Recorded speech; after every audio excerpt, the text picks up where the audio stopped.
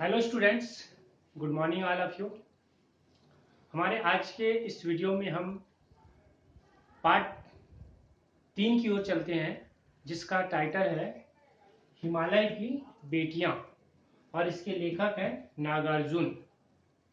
इस पाठ के अंतर्गत हम आज अध्ययन करेंगे पाठ परिचय, कठिन शब्द, शब्दार्थ और अभ्यास प्रश्नोत्तर।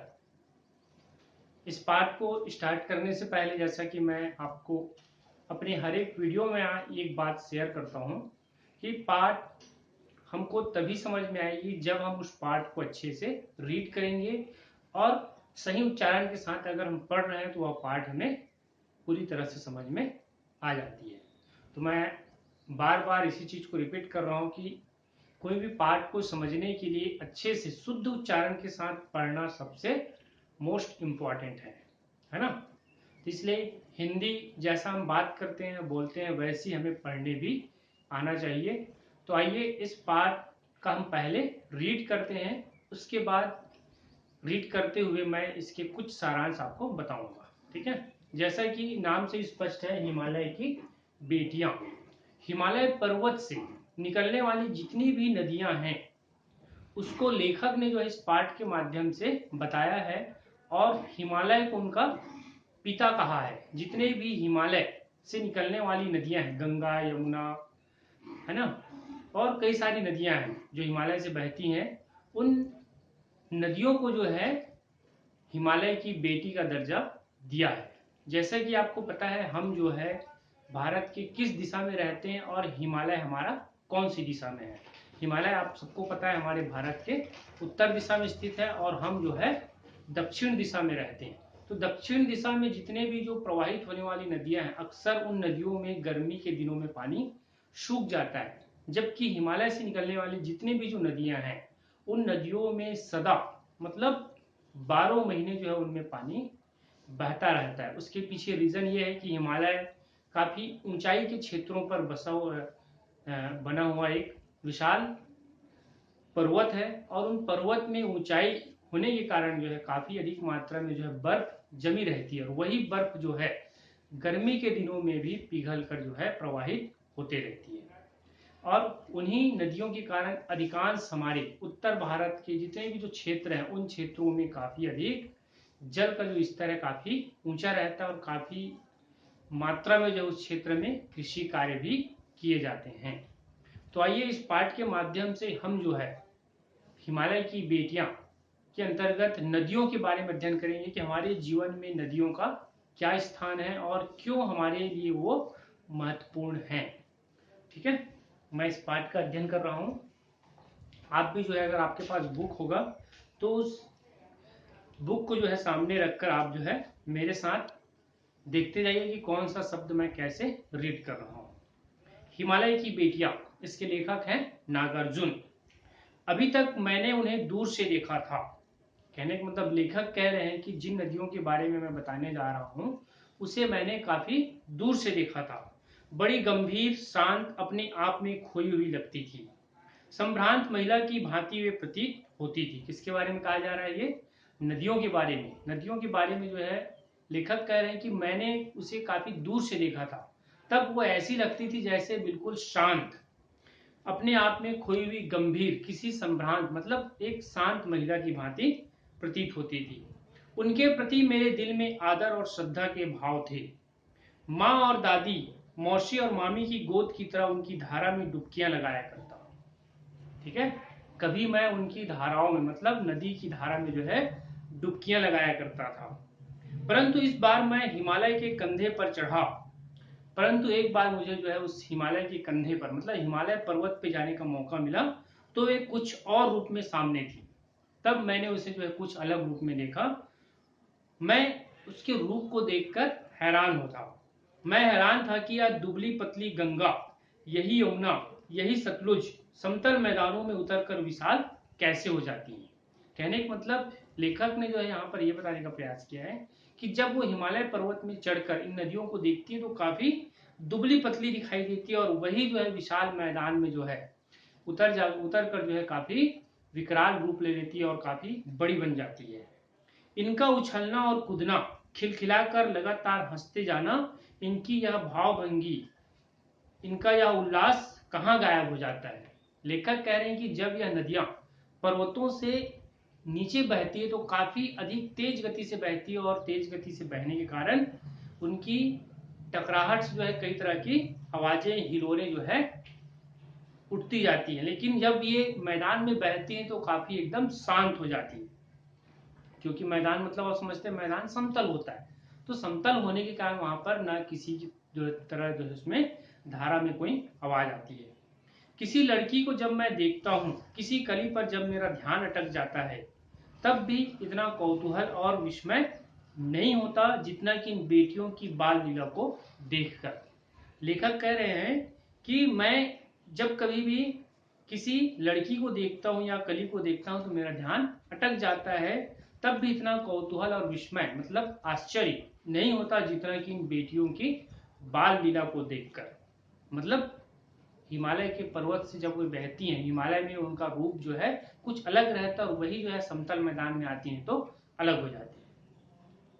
कहाँ ये भागी जा रही हैं, वह कौन सा लक्ष्य है जिन्हें इन्हें बेचैन कर रखा है। कहने का मतलब वह कहाँ भागी जा रही हैं और किस लक्ष्य को पाने के लिए इतना उत्साहित हो रही हैं, बेचैन हो रही हैं।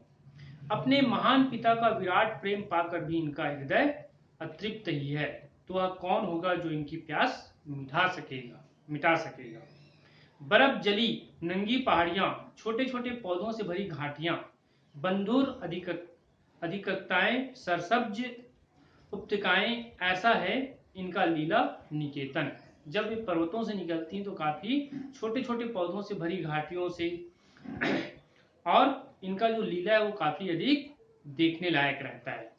खेलते खेलते जब ये जरा दूर निकल जाती हैं तो इन्हें देवदार, चीड़, सरो, चिनार, सफेदा, कैल के जंगलों में पहुंचकर शायद इन्हें बीती बातें याद करने का मौका मिल जाता होगा। कौन जाने बुढ़ा हिमालय अपनी इन नटखट बेटियों के लिए कितना सिर धुनता होगा। लेखक कह रहा है कि जब ये हिमालय से निकलने वाली नदियां जो है हिमालय पर्वत को छोड़कर नीचे बहती हैं, तो कह रहे हैं कि कौन जाने ये बुढ़ा हिमालय इन नटखट बेटियों के लिए अपना कितना सिर धुनता होगा। बड़ी बड़ी चोटियों से जाकर पूछिए तो उसके उत्तर में विराट मौन के सिवाय उनके पास और रखा ही क्या है। सिंधु और ब्रह्मपुत्र ये दो ऐसे नाम हैं जिनके सुनते ही रावी, सतलज, व्यास, चनाब, झेलम, काबुल, कपिशा, गंगा, यमुना, सरयू, गंडक, कोशी आदि हिमालय की छोटी बड़ी सभी बेटियां आंखों के सामने नाचने लगती है। तो यहाँ पर जितने भी जो नदी का नाम आपने देखा, ये सभी नदियां जो है उत्तर भारत की नदियां हैं, और ये पूरी हिमालय पर्वत से निकलती हैं, जिसमें प्रमुख रूप से अगर हम देखें तो सिंधु है, ब्रह्मपुत्र है, सतलज है, गंगा है, झेलम है, यमुना है, सरयू नदी है, इन सब का वर्णन ज्यादा होता है। वास्तव में सिंधु और ब्रह्मपुत्र स्वयं कुछ नहीं है। दयालु हिमालय के पिघले हुए दिल की एक एक बूंद न जाने कब से इकट्ठा होकर इन दो महानदों के रूप में समुद्र की ओर प्रवाहित होती रही हैं। कहने का मतलब ये है कि हिमालय के चोटी पर जो बर्फ जमी होती है, वही बर्फ जो है पिघल कर जो है इन नदियों में जो है बूंद बूंद जो है बहती रहती है। इन्हीं से होकर जो है ये महानद मतलब विशाल नदी के रूप में जो है वे बन जाती है और प्रवाहित होकर समुद्र में मिल जाती है। कितना सौभाग्यशाली है वह समुद्र जिसे पर्वतराज हिमालय की इन दो बेटियों का हाथ पकड़ने का श्रेय मिला है। वहीं आगे कह रहे हैं कि कितना सौभाग्यशाली वह समुद्र जिसे जो है क्या मिला है, पर्वतराज हिमालय की बेटियों का हाथ थामने का सौभाग्य प्राप्त हुआ है। मतलब समुद्र को यहाँ पर क्या कहा गया है, हिमालय का उसका दामाद कहा गया है। ठीक है, जिन्होंने मैदानों में ही इन नदियों को देखा होगा उनके ख्याल में शायद ही यह बात आ सके कि बूढ़े हिमालय की गोद में बच्चियां बनकर ये कैसे खेला करती हैं।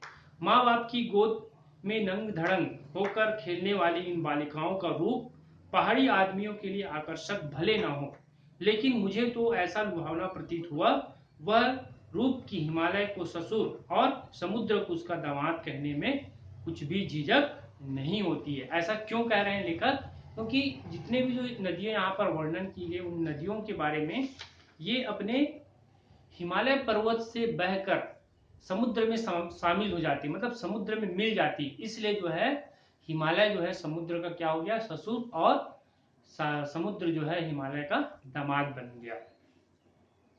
कालिदास के विरही यक्ष में विरही यक्ष ने अपने मेघदूत से कहा था, वेत्रवती बेतवा नदी का प्रेम प्रतिदान देते जाना, तुम्हारी यह प्रेयसी तुम्हें पाकर अवश्य ही प्रसन्न होगी। यह बात इन चंचल नदियों को देखकर मुझे अचानक याद आ गई और सोचकर कि शायद उस महाकवि को भी नदियों का सचेतन रूपक पसंद था। दरअसल जो कोई भी नदियों को पहाड़ी घाटियों और समतल आंगनों के मैदान में जुदा जुदा शक्लों में देखेगा, वह इसी नतीजे पर पहुंचेगा। काका कालेलकर ने नदियों को लोक माता कहा है। जैसा कि हमारे हिंदू धर्म में भी मान्यता है कि नदियों को जो है सबसे कहा जाए, जितने भी जो हिंदू के जो संस्कार होते हैं वो अधिकांश संस्कार जो है नदी के किनारे या नदियों में ही किए जाते हैं, इसलिए जो है हिमालय को जो है लोक माता का दर्जा दिया है। किंतु माता बनने से पहले यदि हम इन्हें बेटियों के रूप में देख लें तो क्या हर्ज है। ठीक है, लेखक कह रहे हैं कि माता मानने से पहले कि हम इन्हें अगर बेटियों के रूप में देख लें तो क्या हर्ज है। और थोड़ा आगे चलिए, इन्हीं से अगर हम प्रेसी की भावना करें तो कैसा रहेगा। ममता का एक और भी धागा है जिसे हम इनके साथ जोड़ सकते हैं। बहन का स्थान कितने कवियों ने नदियों को दिया है। एक दिन मेरी भी ऐसी भावना हुई थी, जो लिड तिब्बत की बात है। मन उचट गया था, तबीयत ढीली थी, सतलज के किनारे जाकर बैठ गया। दोपहर का समय था, पैर लटका दिए पानी में, थोड़ी देर में उसमें प्रगतिशील जल ने असर डाला, तन और मन ताजा हो गया तो लगा मैं गुनगुनाने, जय हो सतलज बहन तुम्हारी, लीला अचरज बहन तुम्हारी, हुआ मुदित मन हटा खुमारी, जाऊं मैं तुम पर बलिहारी। तुम बेटी यह बाप हिमालय, चिंतित पर चुपचाप हिमालय, प्रकृति नदी के विचित्र तट पर अनुपम अद्भुत छाप हिमालय, जय हो सतलज बहन तुम्हारी।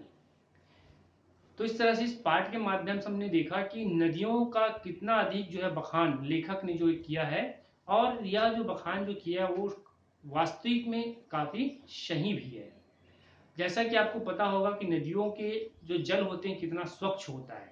हमारे क्षेत्रों में अगर नदियों की बात करें तो काफी अधिक जो इसमें प्रदूषण देखने को मिलता है, लेकिन कहीं आगे चलकर इन नदियों का जो रूप होता है वो काफी विशाल हो जाता है, और इन्हीं विशाल नदियों के साथ साथ ये अपने शुद्धतम रूप में भी आ जाती हैं।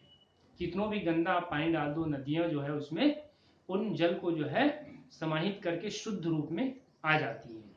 ठीक है, और साथ ही हमारे कई दैनिक क्रियाकलाप भी नदियों के माध्यम से ही गुजरते हैं। हम जिस क्षेत्र में रहते हैं वहां तो उतना नदियों का देखने को नहीं मिलता, लेकिन उत्तर भारत के क्षेत्रों में अगर हम चले जाएं तो वहां अधिकांश कार्य जो है नदी के माध्यम से ही किए जाते हैं, इसलिए नदियों का जो है काफी अधिक महत्वपूर्ण स्थान दिया गया है।